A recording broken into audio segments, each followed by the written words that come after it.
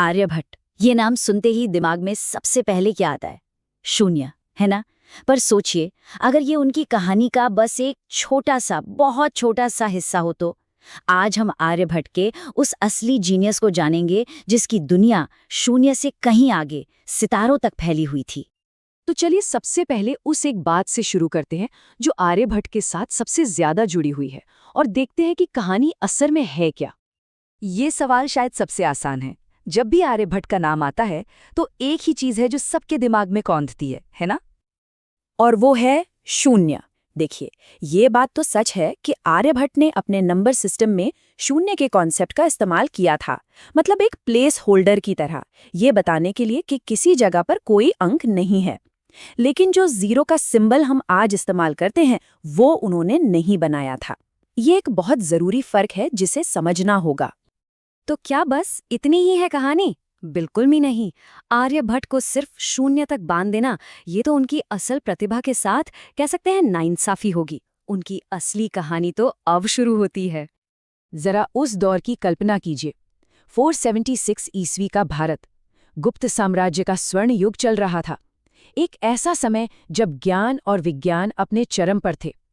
उसी दौर में कुसुमपुर यानी आज के पटना में आर्यभट्ट का जन्म हुआ। मतलब वो एक ऐसे माहौल में बड़े हो रहे थे जहां नई सोच और नई खोजों को सराहा जाता था। तो आर्यभट्ट के इस पूरे जीनियस को समझने की चाबी कहाँ है? वो छिपी है उनके एकमात्र ग्रंथ में जो आज तक हमारे पास है, आर्यभट्टी। और ये किताब सच में कमाल की है।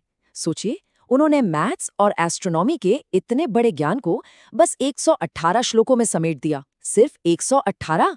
ये दिखाता है कि वो अपनी बात को कितने सटीक और कम शब्दों में कह सकते थे। उन्होंने अपने पूरे ज्ञान को बड़े करीने से 4 हिस्सों में बांटा। पहला था गीतिका पाद, इसमें समय की बड़ी बड़ी यूनिट्स और ब्रह्मांड की बातें थी। दूसरा गणित पाद, जैसा कि नाम से ही पता चलता है, इसमें था नंबर्स का खेल, ज्योमेट्री और एल्जेब्रा।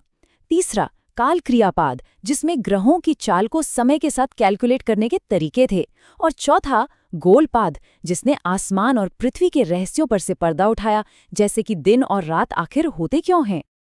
अब जरा मैथ्स में उनकी कुछ ऐसी खोजों पर नजर डालते हैं जिन्होंने वाकई क्रांति ला दी थी। पाई की वैल्यू कैसे निकालें? ये देखिए, ये आर्यभट्ट के खुद के शब्द हैं। उन्होंने लिखा, 100 में 4 जोड़ें, 8 से गुणा करें और फिर 62,000 जोड़ दें। ये 20,000 डायामीटर वाले सर्कल का लगभग सर्कमफेरेंस होगा। सुनने में कितना आसान लगता है ना, पर इसके पीछे कितनी गहरी गणितीय समझ छिपी है। और इस कैलकुलेशन से जो वैल्यू निकली वो थी 3.1416। उस जमाने के हिसाब से ये 4 डेसिमल प्लेस तक एकदम सटीक थी। कमाल है। पर इससे भी बड़ी बात पता है क्या थी? वो ये जानते थे कि पाई एक आसन्न यानी इरैशनल नंबर है, मतलब एक ऐसा नंबर जो कभी खत्म ही नहीं होता। ये एक ऐसी खोज थी जिसे यूरोप में सदियों बाद जाकर साबित किया गया। अच्छा, हम सबने स्कूल में ट्रिग्नोमेट्री में साइन पढ़ा है। कभी सोचा है ये शब्द आया कहाँ से? इसकी जड़ें भी आर्यभट्ट के काम में हैं। उन्होंने एक कॉन्सेप्ट दिया अर्धज्या का, जिसका मतलब था आधी जीवा। और इसी अर्धज्या से आज के साइन, कोसाइन और ट्रिग्नोमेट्री की पूरी दुनिया की नींव पड़ी। तो ये तो हुई जमीन पर गणित की बातें। चलिए अब आसमान की तरफ चलते हैं और देखते हैं कि ब्रह्मांड के बारे में उनके विचार कितने क्रांतिकारी थे। उस जमाने में सब क्या मानते थे? यही कि पृथ्वी एक जगह स्थिर है और सूरज, चांद, तारे सब उसके चक्कर काट रहे हैं।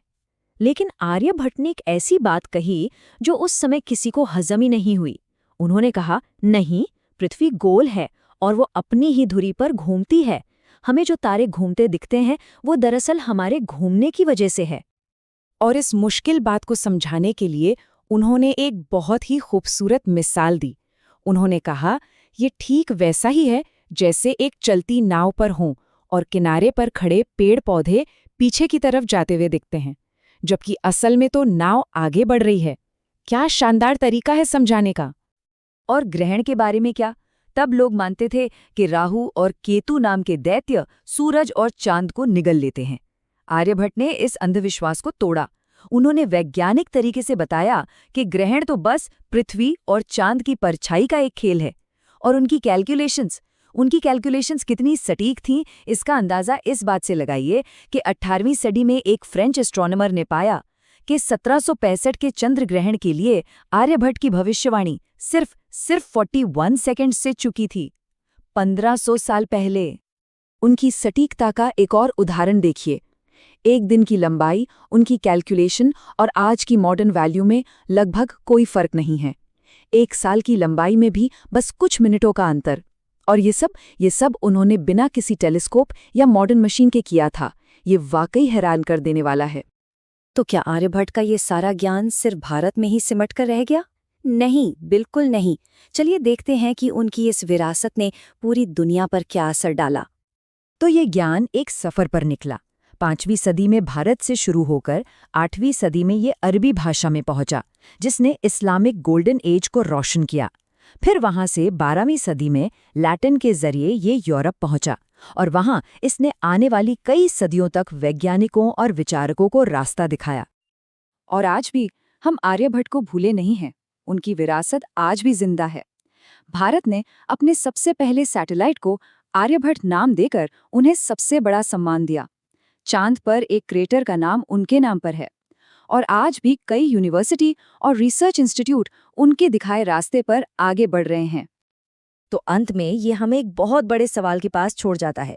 अगर एक इंसान, जिसे दुनिया ज्यादातर सिर्फ एक आइडिया यानी शून्य के लिए जानती थी, उसने असल में मैथ्स और एस्ट्रोनॉमी की पूरी परिभाषा ही बदल दी, तो जरा सोचिए इतिहास के पन्नों में और कितने ऐसे गुमनाम जीनियस छिपे होंगे जो बस अपनी कहानी के खोजे जाने का इंतजार कर रहे हैं।